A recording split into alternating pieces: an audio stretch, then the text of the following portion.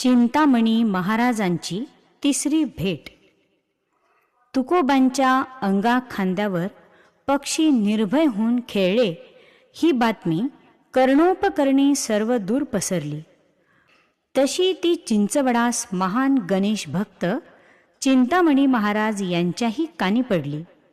तेव्हा त्यांच्या मनी असे आले की तुकोबांना एकदा प्रत्यक्ष बोलावून चमत्कार पाहावा.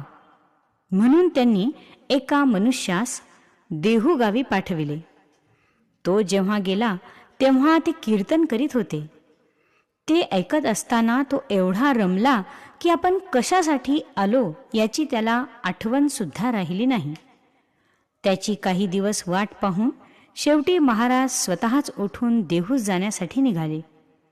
हे वृत्त तुकोबास अंतर्ज्ञानाने समजले तेव्हा महाराजांना सामोरे जावे म्हणून ते उठून चालले. देहू गावाच्या बाहेर 2 कोसांवर दोघांची भेट झाली. परस्परांचे नमन झाल्यावर एका वनराईमध्ये दोघेही बसले. देव म्हणाले की मी आज मुद्दाम तुमच्याकडे येण्यास कारण असे की चिंचवडास मला कळले की तुमच्या अंगावर पक्षी निर्भयपणे खेळतात. अहो, निर्जीव बुजगावने पाहून ते भीतीने पळतात आणि तुमच्याजवळ मात्र निर्भय होतात, हे मोठे आश्चर्य वाटते. तुमची आध्यात्मिक स्थिती किती उच्च कोटीची असावी याचा आम्हास अंदाज करता येत नाही.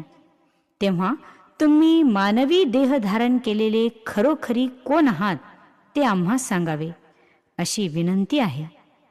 त्यावर तुकोबांनी मनात विचार केला की आता यांचे समाधान करावेच लागेल. मग त्यांनी आपल्या मांडीचे कातडे चिरले आणि चिंतामणी महाराजांना म्हणाले की महाराज, आता काय दिसते ते पहा. महाराजांनी पुढे झुकून पाहिले आणि ते डोळे विस्फारून पाहतच राहिले.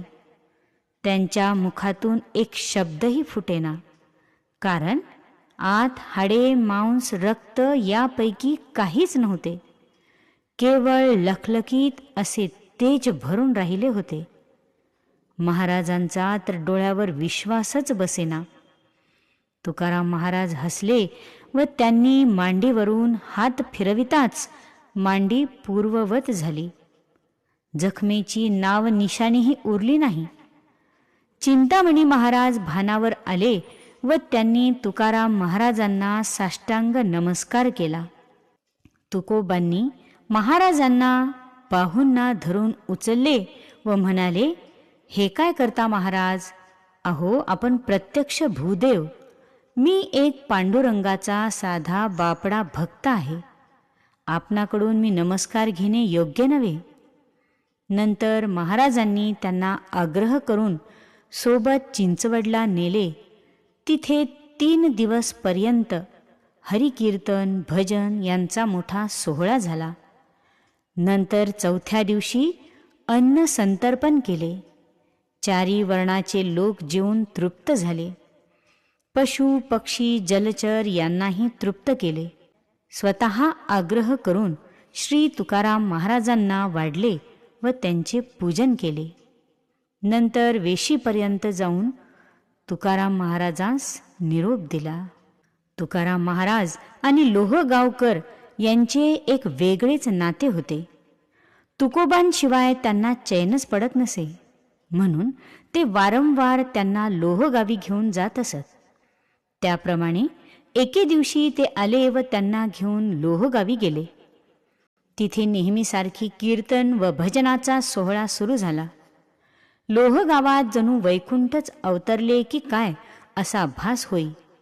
लोहगावकरांना जसे तुकाराम महाराजांच्या वाचून गाव शून्य वाटे, तसेच वैकुंठात सुद्धा हरिभक्तांना वाटे. तुकाराम महाराज परत कधी मृत्यूलोक सोडून येतील याची ते वाट पाहत असत.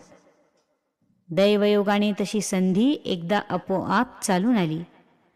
त्याचे असे झाले की एके दिवशी गावावर अकस्मात परचक्र आले. शत्रूच्या सैनिकांनी धान्य, द्रव्य यांची मोठी लुटालूट आरंभली. गावकऱ्यांना भरपूर चोप दिला. शेतांना आगी लावल्या. जिकडे पहावे तिकडे सर्वत्र उजाड झाले. लोकांची धान्याची पेवे रिकामी झाली. गाई गुरांची मोठी दैना झाली. म्हाताऱ्या कोताऱ्यांचे तर फार हाल झाले.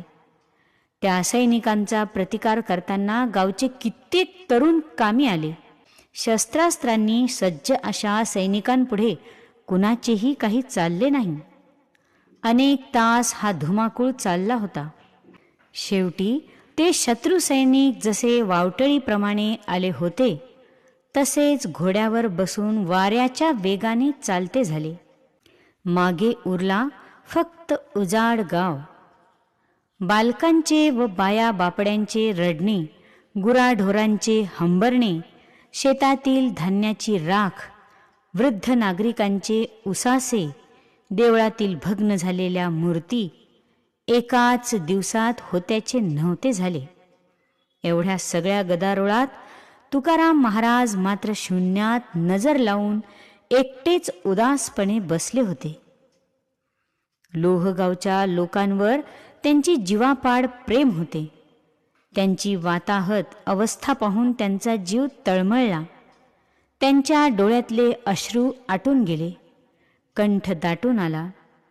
लोक वारंवार येऊन त्यांना काहीतरी खाण्यापिण्याचा आग्रह करीत, पण ते पुतळ्यासारखे स्तब्ध बसून राहत.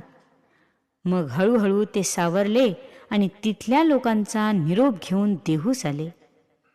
देहूस त्यांचा नित्याचा कीर्तनाचा व भजनाचा क्रम चालू राहिला. पण आता त्यांची भाषा मात्र निर्वानिर्वीची होती. ते आयुष्यालाच कंटाळले होते. त्यांना नजरेसमोर पंढरीच दिसत असे. आता तर त्यांना कुणीही विचारले की कुठे जातात तर ते वैकुंठाला चाललो हे एकच उत्तर देत असत. पूर्वी आवलीने जेवण आणले की ते तिजसंगी मोठ्या प्रेमाने जेवीत असत. पण आता 4 घासही त्यांच्या गळ्याखाली उतरत नसत. त्यांचे जे 14 साथीदार होते ते मात्र त्यांना क्षणभर सुद्धा एकटे राहू देत नसत.